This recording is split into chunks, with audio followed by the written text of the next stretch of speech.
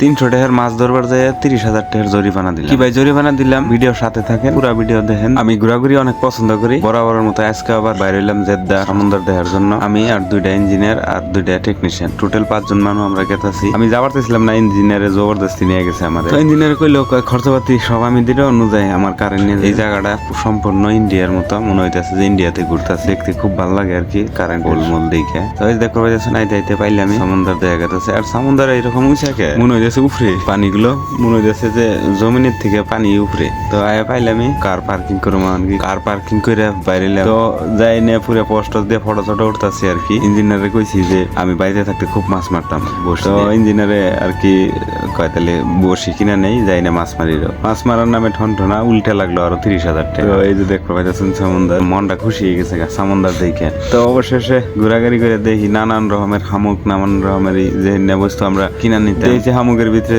আছে নি, মুক্তা আছে নি। তো যাই দেখি মরা শামুক। আমাদের আমজাদ ভাই বসি নিয়ে ব্যস্ত, বসি নিয়ে খুব ব্যস্ত হয়ে গেছে আর কি। মাছ মাইরে আজকে শেষ দিব মনে হয়, সমুদ্রের সাগরের মাছ মাইরে একবার শেষ দিয়ে দিব। তো এই যে দেখেন বসি, এই বসির অনেক ইতিহাস আছে। বাড়িতে থাকতে অনেক বসি ফালাইতাম, অনেক মাছ মারতাম।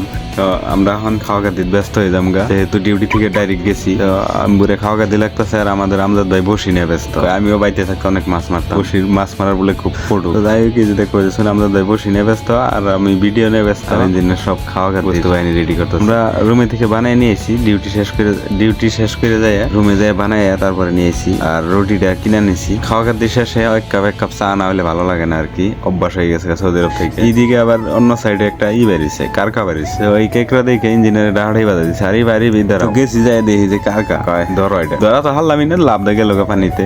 আমাদের আমজাদ ভাই বসি নিয়ে বসি ফেলাইতেছে রুটি দিয়ে, ঘন্টাও ধরে না, ছোট্ট খাট্টা রশি আর কি। রশিটা হচ্ছে খাট্টা, দেনাকবো সমুদ্রের মধ্যে, এটা এনুই পারে পড়ে থাকে।